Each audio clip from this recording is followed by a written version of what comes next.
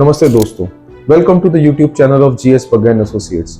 आज हम दो मेजर डिजिटल कंट्रोवर्सीज पर चर्चा करने जा रहे हैं जो इंडियन कॉमेडी सीन में बहुत गर्मा गर्म हो गई है। हम बात करेंगे कुणाल कामरा के पॉलिटिकल सटायर केस और समय रैना के इंडियाज गॉट लेटेंट कंट्रोवर्सी के बारे में और समझेंगे इनके लीगल इम्प्लीकेशंस, फ्री स्पीच की बाउंड्रीज और digital content regulation.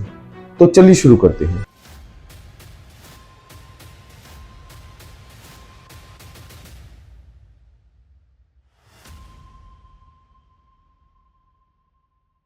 Kunal Kamra controversy में एग्जैक्टली हुआ क्या? कुणाल कामरा ने अपने स्टैंड अप एक्ट में महाराष्ट्र के deputy chief minister Eknath Shinde पर एक सटायर परफॉर्मेंस दी जिसमें उनको गद्दार कहा गया। एक झलक दिखलाए कभी गुवाहाटी में छुप जाए, मेरी नजर से तुम देखो गद्दार नजर वो आए, थाने की रिक्शा। जो 2022 के पॉलिटिकल स्विच को रेफर करता है। इस परफॉर्मेंस के बाद शिंदे के सपोर्टर्स ने मुंबई के हैबिटेट कॉमेडी क्लब को नुकसान पहुंचाया जिससे वेन्यू को टेम्परेरी बंद करना पड़ा। इसके साथ ही पुलिस ने डिफेमेशन के केस में इन्वेस्टिगेशन शुरू कर दी है। ये केस फ्री स्पीच और पॉलिटिकल सटायर का कॉम्प्लेक्स इशू को सामने लाता है। समय रैना और इंडियंस गॉट लेटेंट कंट्रोवर्सी में क्या हुआ? समय रैना ने popular show India's got latent में एक एपिसोड के दौरान गेस्ट रणवीर अहलाबादिया ने एक शॉक वैल्यू रिमार्क दिया। उनका कमेंट जिसमें पेरेंट्स और सेक्स को लेकर एक इनएप्रोप्रिएट सवाल पूछा गया ने पब्लिक में बहुत ही आउटरेज क्रिएट कर दिया।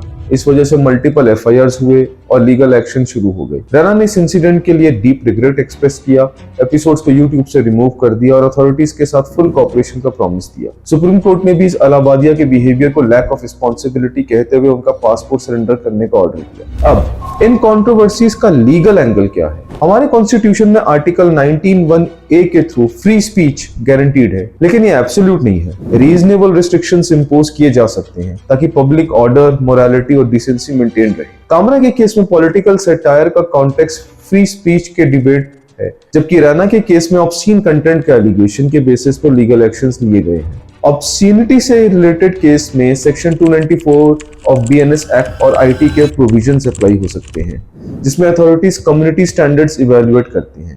अब क्या एक जोक को लीगली पनिश किया जा सकता है? जोक्स और सटायर को नॉर्मली फ्री स्पीच के अंडर प्रोटेक्ट किया जाता है, लेकिन अगर वो जोक्स पब्लिक डिसेंसी को सिग्निफिकेंटली हर्ट करते हैं या स्पेसिफिक कम्युनिटी को टारगेट करते हैं तो कोर्ट्स उन्हें ऑब्सीन या हार्मफुल मानकर रिस्ट्रिक्शंस लगा सकते हैं। ये मैटर लार्ज कॉन्टेक्स्ट और इंटेंशन पर डिपेंड करता है। अब क्या पॉलिटिकल सटायर को डिफेमेशन माना जा सकता है? पॉलिटिकल सटायर को जनरली फ्री स्पीच के अंडर प्रोटेक्ट किया जाता है, लेकिन अगर सटायर स्पेसिफिक इंडिविजुअल को टारगेट करके उनकी रेपुटेशन को हार्म करे तो डिफेमेशन के चार्जेस लग सकते हैं। कोर्ट सटायर के कॉन्टेक्स्ट और इंटेंट को कंसीडर करते हैं जब ऐसा केसेस डिसाइड होते हैं।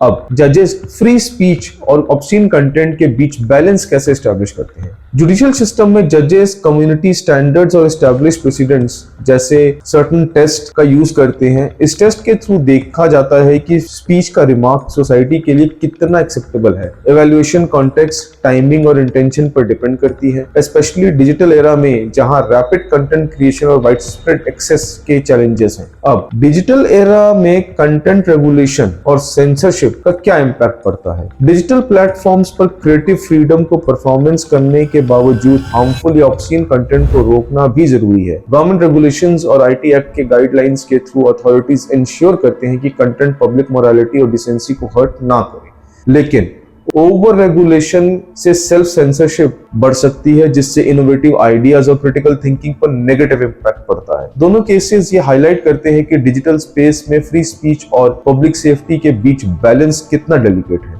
अगला सोचने वाला सवाल यह है कि ऐसी कंट्रोवर्सीज का सोसाइटी पर क्या इम्पैक्ट होता है? ऐसी कंट्रोवर्सीज पब्लिक डिस्कोर्स को इन्फ्लुएंस करके और उनके फ्री स्पीच और लीगल बाउंड्रीज के बीच बैलेंस बनाने की जरूरत को हाईलाइट करते हैं। ये कंटेंट क्रिएटर्स और ऑडियंस दोनों को रिस्पॉन्सिबल बिहेवियर के लिए एनकरेज करते हैं। इन कंट्रोवर्सीज से कंटेंट क्रिएटर्स को क्या सीख मिलती है? कंटेंट क्रिएटर्स को ये समझना होगा कि डिजिटल प्लेटफॉर्म्स पर फ्रीडम मिलने के बावजूद उन्हें कम्युनिटी स्टैंडर्ड्स और लीगल बाउंड्रीज का ध्यान रखना होगा। कुणाल कामरा के केस में हमें पॉलिटिकल सटायर और फ्री स्पीच के नुएंसेस समझ में आते हैं, जबकि समय रैना के इंसिडेंट में ये सीखने को मिलता है कि शॉक वैल्यू और ऑब्सीन रिमार्क्स का सीरियस लीगल कॉन्सिक्वेंस हो सकता है। रिस्पॉन्सिबल कंटेंट क्रिएशन से not only legal troubles avoid होते हैं बल्कि ऑडियंस का ट्रस्ट भी बन सकता है। तो दोस्तों, कुणाल कामरा और समय रैना के केसेस हमें ये सीख देते हैं कि फ्री स्पीच और लीगल रिस्पॉन्सिबिलिटी के बीच में एक थिन लाइन होती है। कॉमेडी और सटायर के एक पावरफुल टूल है, लेकिन लीगल बाउंड्रीज के अंदर रह के ही इसको यूज करना चाहिए। आपके क्या विचार हैं कमेंट सेक्शन में जरूर शेयर कीजिए। अगर आपको ये वीडियो पसंद हो तो इसे लाइक कीजिए, शेयर कीजिए, सब्सक्राइब कीजिए। मिलते हैं अगले वीडियो पे, तब तक इन्फॉर्म रहिए और रिस्पॉन्सिबल स्पीच का पालन कीजिए। धन्यवाद।